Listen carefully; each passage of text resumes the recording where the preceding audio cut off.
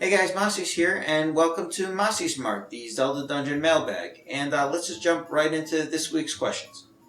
Alright, first question comes from Matthew Dadoon. Do you think Zelda remakes are getting out of hand or becoming stale? Or do you think that remakes are beneficial to the franchise in general? Well, I do think they're getting out of hand, but they are definitely beneficial. So we've seen Ocarina of Time 3D, Wind Waker HD, Majora's Mask 3D, and now this year we're seeing Twilight Princess HD. That's 4 3D console Zelda titles being released over a 6-year period. That's a little, it's a little outrageous considering in that period of time, amongst major main releases, we've seen Skyward Sword, A Link Between Worlds, and hopefully Zelda Wii U this year.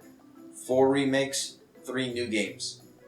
That is not a healthy ratio, I don't think. So I think they're coming in. The remakes are coming out too quickly, and they're too often. And instead, I'd like to see new experiences.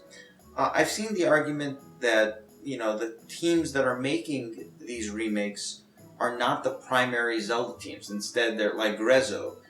But you know what I think? I think Grezzo did a fantastic job with Ocarina of Time 3D. They did a great job with Majora's Mask 3D. Maybe it's time to unleash them from their chains a little bit. Give them a little more freedom.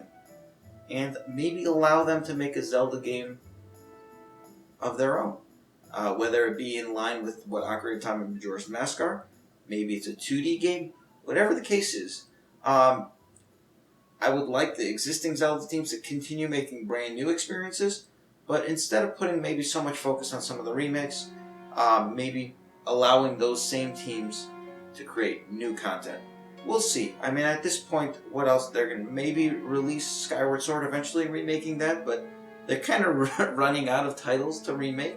I mean, unless they want to remake a 2D game in a 3D world, that's totally reimagining it at this point. But we'll see. Good question. Next question comes from A Link in Time from the forums. What do you think the lack of the traditional green tunic in trailers thus far represents for Zelda Wii U? I don't think it represents much at all. I mean, if you look back, Skyward Sword, the whole beginning portion of the game, he had his own tunic. Twilight Princess, he had his own tunic. Even Spirit, I mean, several Zelda games, it's becoming almost the norm. I think since Wind Waker, I think was the first one, where you start the game without the traditional Zelda tunic. And I don't think that's anything special. It will play a part eventually. It's almost like a passing of the torch every time that Link acquires the tunic. He either becomes of age or he's like, a shade of the hero, whatever it is. And so I wouldn't put too much into the fact that he is not wearing it in the trailer. Next question comes from Mario Zelda Fan 123 from YouTube. Will there be more walkthroughs in the future? I assume you're referring to video walkthroughs at the YouTube channel. At the website, we will continue to make a walkthrough for every subsequent Zelda release and hopefully get them out right at launch. Video walkthroughs, I think the landscape has changed a lot in the last several years. When I first did the Legend of Zelda walkthrough, I think it was 2007? So that's almost 10 years now.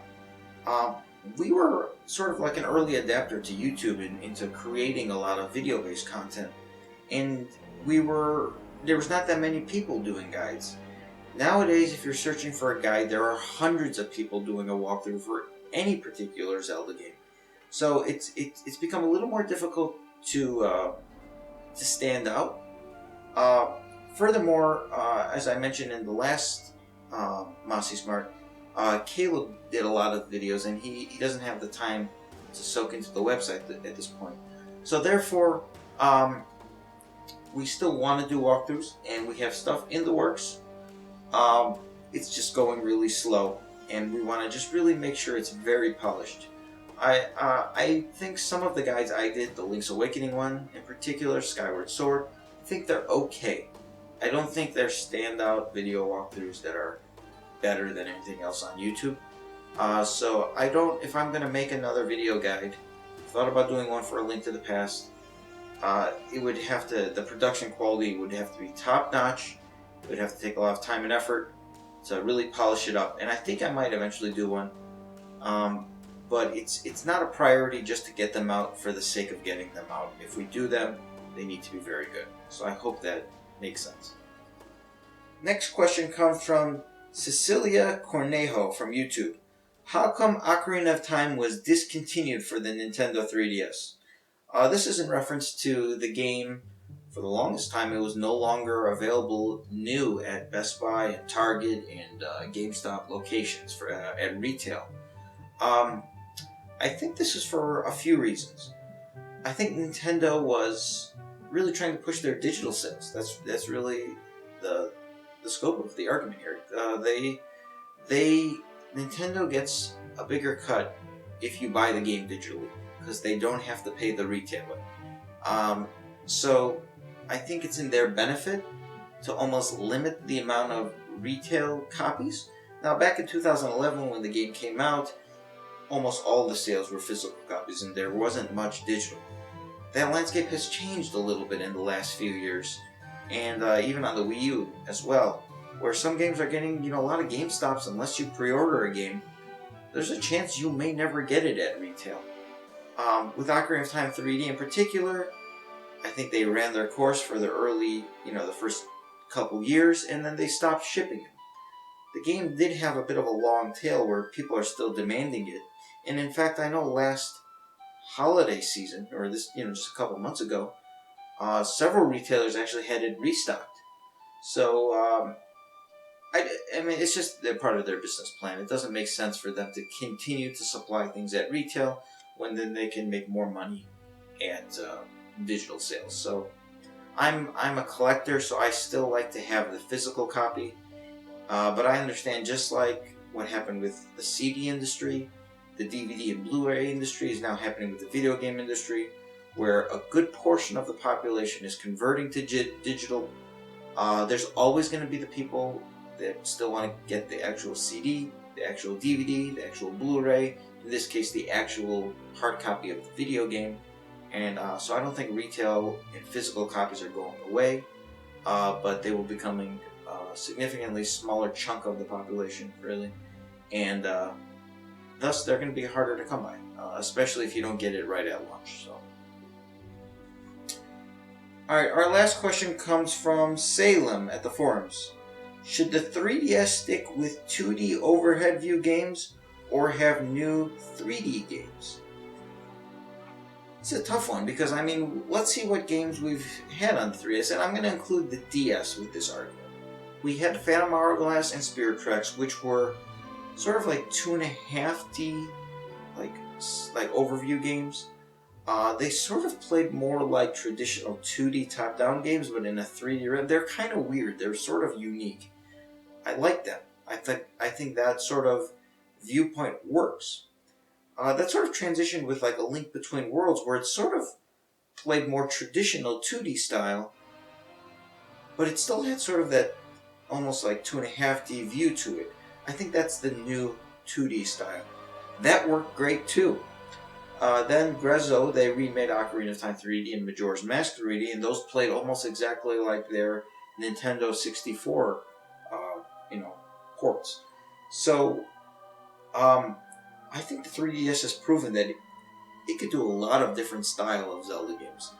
Part of me thinks that it would be nice to see a 3D game in the realm of Majora's Mask or Ocarina of Time, like maybe even use that same engine and create a new experience exclusively for the 3DS. However, I sort of think that works best on a home console. I think the Wii U or the NX, those type of experiences work better there. I like the Link Between Worlds. I think it would be great to see another one. Maybe even a more traditional, like, classic game. Maybe it's an eShop game. Maybe it's an expansion of, like, Link's Awakening or Oracle of Seasons, something of that nature. Traditional 2D. Maybe they could revisit it. They did that with, like, New Super Mario Brothers on the DS over 10 years ago, and that created a whole new franchise of 2D Mario games that's still alive and well today with, like, Mario Maker. Maybe they could do that again with the Zelda series. I know Link Between Worlds kind of went back to that, but it still had sort of like a 2.5D world. I don't know. Maybe this is a little bit of a pipe dream of mine because I just love the traditional 2D Zelda games. The Link to the Past, the original, the Oracle titles, some of my favorite, not just Zelda games, my favorite video games. So it'd be nice to see that. And so I think the 3DS has a lot of options, and I think it's not going to get set on one style of game. Now this could drastically change because we might not see another 3DS Zelda title. Depends what happens with the NX, but I think there's always going to be some degree of mobile Zelda, whether it be on the next mobile Zelda Nintendo platform, whether that is the NX or whatnot, or maybe, I don't know, in the future, something on mobile phones, something on tablets, maybe a 2D experience. Who knows? I think Nintendo has a lot of options for mobile, and honestly, I don't think Triforce Heroes was the best, but that had more to do with it. Check out my Mossy's Rants video about that, but I think other than that, I think they've nailed it on all fronts with the last several mobile Zelda titles for 3DS. And I'll be honest with you, I'll support almost anything they do. So, good question. Alright, that does it for this week. Thanks for asking. And if you want to send your questions in for next week's mailbag, you can send them to webmaster@zeldadungeon.net. You can post them in the comments below here at YouTube or here at the Zelda Dungeon website. So thanks for watching, and I will see you guys next week.